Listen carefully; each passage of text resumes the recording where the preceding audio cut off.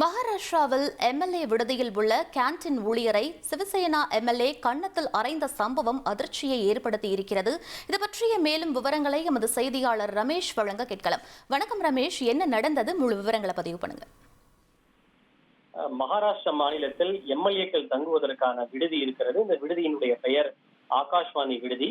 இந்த விடுதியில் எம்எல்ஏக்களுக்காக செயல்படுகின்ற கேன்டீன் ஊழியர் ஒருவரை ஷிண்டே சிவசேனா கட்சியினுடைய எம்எல்ஏ சஞ்சய் கேக்வாட் கன்னத்தில் அறைந்த விவகாரம் சர்ச்சையை ஏற்படுத்தி இருக்கிறது. அவர் உணவு அருந்திய போது அவருக்கு வழங்கப்பட்ட உணவின் தரம் மிகவும் குறைவாக இருந்ததாகவும், குறிப்பாக பருப்பு சாம்பார் துர்நாற்றம் அடித்து மிகவும் தரம் குறைவாக இருந்ததால் கோபமடைந்த அவர் கேன்டீன் ஊழியரை அவர் கன்னத்தில் அறைந்தார்.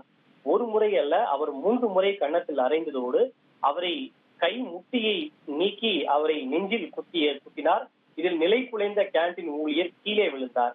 இது குறித்து விளக்கம் அளித்துள்ள சஞ்சய் கேக்வாட், நான் முதல் முறை உணவை எடுத்து வாயில் வைக்கும் போதே உணவின் தரம் சரியில்லை. 2வது உணவை வாயில் எடுத்து வைக்கும் போது எனக்கு வாந்தி வந்தது.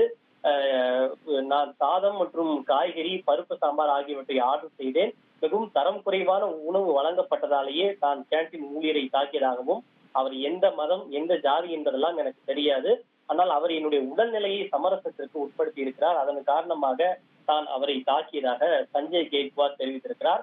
கேன்டீன் ஊழியரை அவர் இது போன்று அறைந்த விவகாரம் கண்டனத்திற்கும் சர்ச்சைகளுக்கும் ஆளாகி இருக்கிறது. விவரங்களுக்கு நன்றி ரமேஷ்.